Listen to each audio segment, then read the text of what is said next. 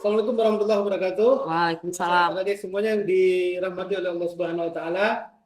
Pada sesi podcast kali ini kita akan kembali membahas yang berkaitan dengan obat dan makanan. Saya Teguh Heri, komisioner pada Komisi Penyiaran Indonesia Aceh. Dalam hal ini di tengah kita sudah hadir satu narasumber yang sangat pakar di bidangnya, Ibu Maunizar Esfam APT. Beliau sebagai penyidik PNS di Bepom Aceh. Nah, bersama Bu Maunizar, insya Allah pada kesempatan yang baik ini, kita akan berbicara tentang tema yang sangat menantang. Tema yang dimana kita selaku para netizen ini seringkali menjumpai persoalan ini. Yaitu temanya, waspadai penjualan obat dan makanan secara online. Jadi intinya, kita perlu kritis ya ketika lihat ada obat dan makanan yang dijual secara online itu, kita jangan langsung terpengaruh. Harus waspada dulu. Nah, jadi gimana sih sebenarnya, kenapa sih sebenarnya kita perlu waspada? Insya Allah akan dibedah oleh Ibu Maunizar tadi ya dalam format diskusi.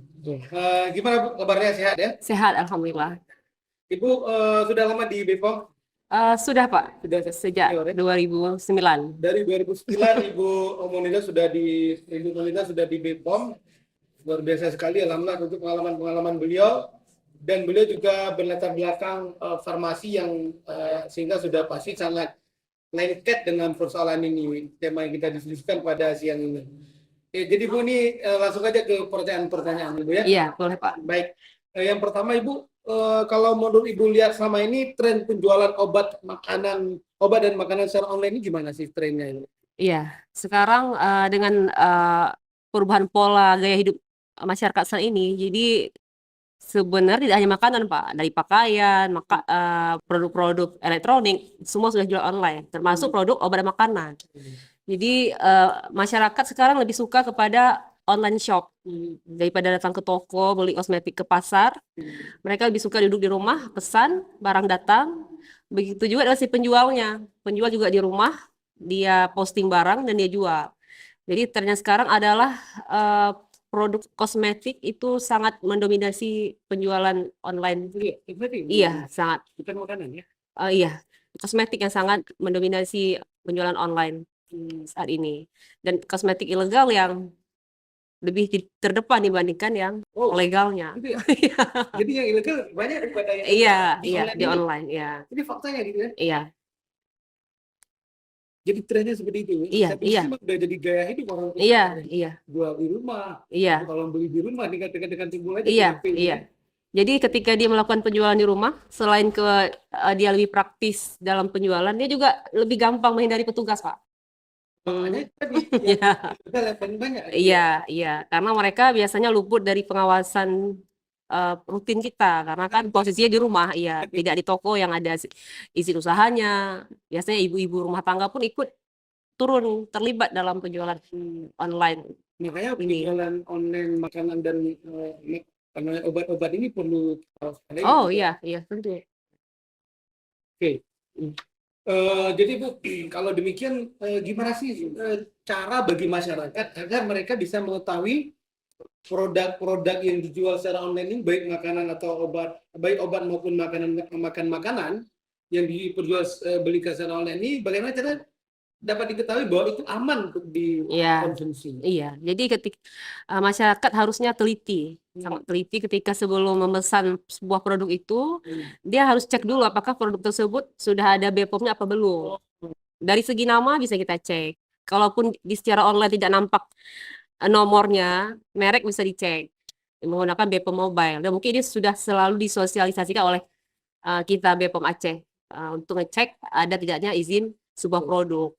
Dengan ada izin, maka produk tersebut pasti sudah kita jamin keamanannya. Seperti itu. Jadi itu ya, masyarakatnya semuanya. Yang paling penting lihat kalau ada produk yang dijual secara online, ada nggak izin BPOM? Iya, benar. Dan ada nggak kira-kira produk obat maupun makanan yang menggunakan logo BPOM yang pada itu nggak ada? Ada. Ini kan jadi tantangan juga. Iya, ada. Makanya ketika kita melihat sebuah produk Bisa saja itu juga menggunakan BPOM fiktif namanya. Jadi bisa nomor produk lain dipalsukan ataupun dia membuat sendiri nomornya. Itulah mengapa masyarakat perlu melakukan pengecekan ulang melalui BPOM Mobile yang bisa kita pasang di HP kita masing-masing. Jadi dapat kita cek apakah benar produk dengan nomor yang dipromosikan itu adalah produk yang memang sudah terdaftar atau mungkin malah produk lain yang disamarkan menjadi produk dia. Apakah sama tidak namanya dengan yang izinnya terdaftar? Jadi macam cara. Jadi masyarakat kita semakin pintar dan kreatif dalam hal penjahat pun semakin kreatif untuk memasarkan produknya. Masyarakat ini yang harus diberikan kesadaran, Iya, penyadaran iya, sosialisasi yang intensif ya. iya benar. Bahwa kalau mereka mau beli secara online, yang pertama harus pastikan dulu ada izin BPOM. Iya, Itu biasanya di izin BPOM itu di apa namanya, di covernya itu. iya di labelnya Di Pak. labelnya, Iya, ya. iya. Berarti kalau nggak ada BPOM itu tinggalkan. Tinggalkan.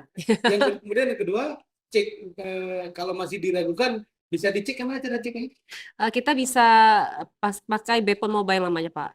Di situ kita bisa entry, bisa pilih nomornya. Jika kita menemukan nomor, pakai nomor. Jika misalnya mungkin online tidak nampak, tidak terlihat nomor, nama juga bisa berdasarkan nama dari mereknya. Nama mereknya, apa gitu. Misalnya sebuah merek X, kita klik di dalam BPOM Mobile tersebut, dia akan muncul jika dia memang ada. Tapi jika tidak ada, tidak ditemukan. Jadi Tuh, menarik. iya, iya.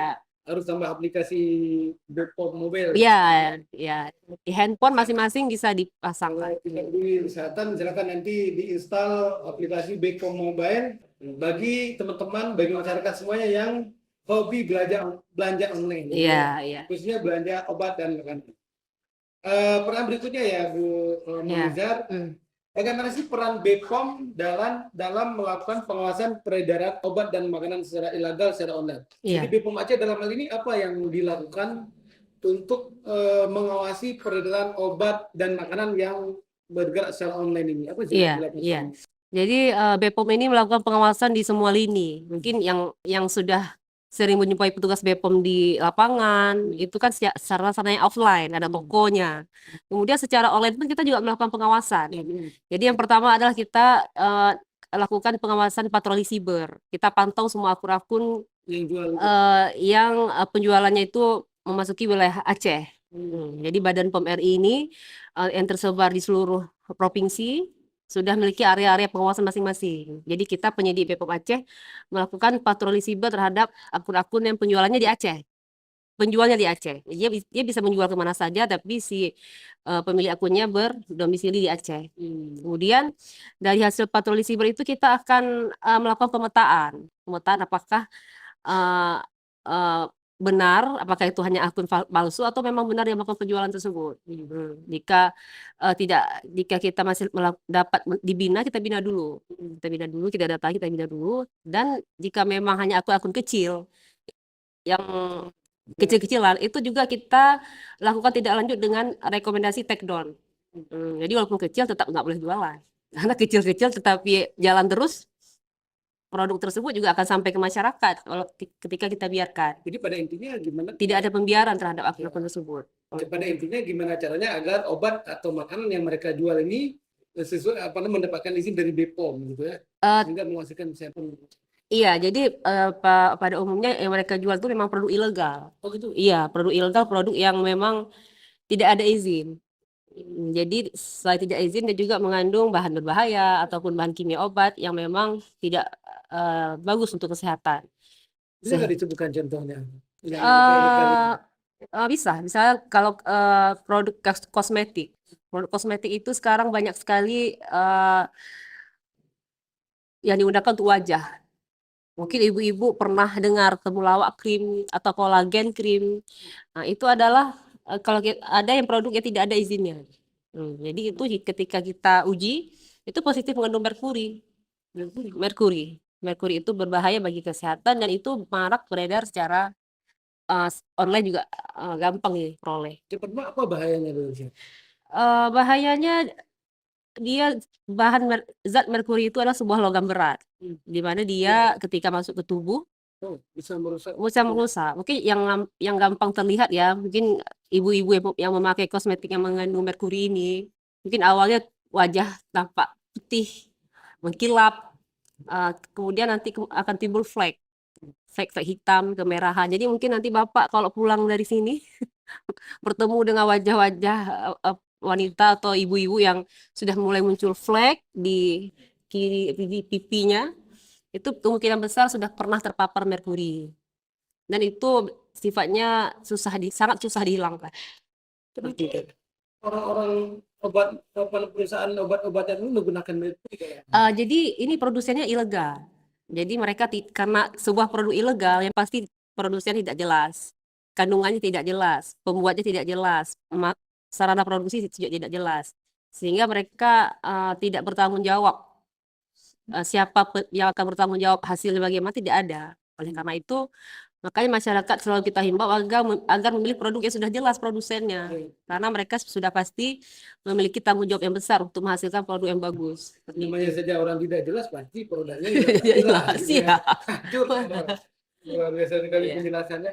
Kalau terkait dengan tindakan hukum, penegakan hukum terhadap pelaku tindak pidana usaha online ini apa nih? Iya. Misalnya dia sudah jual yang tidak ada izin BPOM, apalagi memang faktanya misalnya ada obat-obatan yang mengandung merkuri. Iya. Nah, penegakan hukum bagi mereka ini apa? Iya. Jadi mereka mendapatkan perlakuan yang sama dengan yang mereka jual secara di toko dengan online shop, itu sama perlakuannya.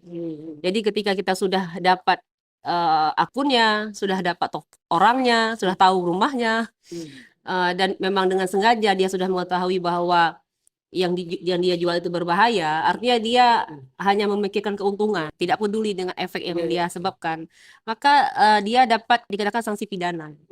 Jadi kita BPOM sudah sering melakukan penyidikan terhadap online shop ini. Ada dipidanakan. Jadi penjualan melalui TikTok ataupun Instagram. Ada yang sampai dipidanakan? Iya, dipidanakan. Jadi kita tangkap dan memang produknya kita temukan, artinya di rumahnya ataupun di tempat tinggalnya memang ada produk-produk tersebut, kita amankan dan kita tindak lanjut dengan penyidikan. Berarti nanti ditangkap sama kepolisian, pastinya. Iya, kita selalu turun, kita bersama dengan kepolisian. Penyidik BPOM selalu turun bersama kepolisian. Sering koordinasi ya? Iya, sering. Kalau misalnya orang yang jual-jual tidak legal ini, ilegal ini, dia jual makanan tapi ternyata hasil ujinya tidak berbahaya, itu gimana tindakan? Dia begini Pak, jadi ilegal itu salah satu tanpa izin edar itu sudah ilegal. Dan itu juga ada sanksi hukumnya. Dan ada juga setelah dia tanpa izin edar juga mengandung bahan berbahaya. Jadi dua-duanya itu tetap tidak boleh Pak, karena dia bukan produsen. Kalau produsen ketika dia tidak ada izin edar dan dia mungkin dengan ketidaktahuannya dia menjual, itu kita arahkan ke pembinaan untuk di pengurusan izin. Ketika dia itu produsen, kita arahkan dia ke sertifikasi izin. Tapi kondisinya ketika dia bukan produsen, dia hanya dia distributor. Dia menjual produk orang lain. Itu jatuhnya juga sanksi pidana Pak. Sanksi pidana juga. Berarti hati-hati ya. Iya. Karena ini efeknya bagi masyarakat kita. Iya. Jadi jangan dianggap sebagai sebuah tekanan nih dari BPOM. Iya. Kita memahami bahwa apa yang dilakukan oleh BPOM ini untuk melindungi masyarakat kita secara menyeluruh. Iya. Kami sudah melakukan pengamatan di seluruh Kabupaten Aceh ini. Jadi mungkin jika dibiarkan peredaran kosmetik merkuri ini bertahun-tahun kemudian, mungkin kita akan menemukan wajah-wajah anak-anak remaja kita ataupun ibu-ibu. Mungkin 5 tahun lagi akan nampak efek dari merkuri di wajahnya. Dan itu susah untuk diobati lagi.